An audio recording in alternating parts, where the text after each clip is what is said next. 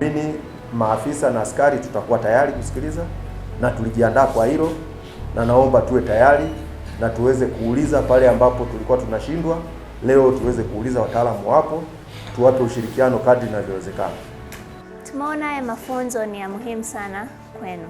Lengo letu kuu la kuja hapa leo ni kuongeza pale ambapo tunaweza kuongeza ule uelewa, ufahamu wa namna gani ya kufanya uokoaji, lakini pia kuhakikisha kwamba wale majeruhi wanaweza kufika katika kituo cha afya au eneo ya huduma afya wakiwa wapo salama.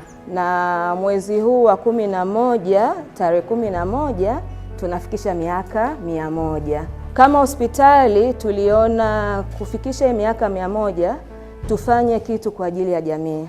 Mwezi huu tukasema tutatoa elimu kwenu na katika mashirika mengine. Hospitali yetu inatoa huduma nyingi. Tuna huduma ya meno, kinywa na meno, tuna huduma ya dharura ambayo timu mmeiona, tuna huduma ya ustawi wa jamii, tuna huduma ya pathology, tunatoa huduma ya mental health, tuna huduma mbalimbali.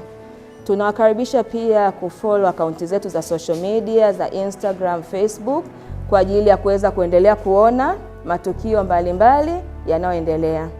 Na niwakaribishe pia, kila Ijumaa huwa tuna mazoezi ya aerobic kuanzia saa 10 jioni mpaka saa 12. Hii ni kwa ajili ya wananchi wote.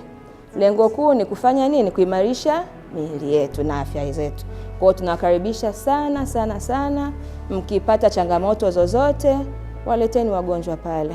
Kama mvyoambiwa, tuna kitengo cha dharura, cha kawaida, lakini pia kwa VIP. VIP ni kwa ajili ya wote, sio watu maalum. Tuliiweka kwa ajili ya viongozi, lakini mtu yeyote anaruhusiwa kuingia kupata huduma. Kwa hiyo mnaruhusiwa pia kuja kufanya hospital tour. Sio kila siku mnaleta tu majeruhi, lakini muijue hospitali yenu, muone jinsi tunavyofanya kazi. Mnakaribishwa sana.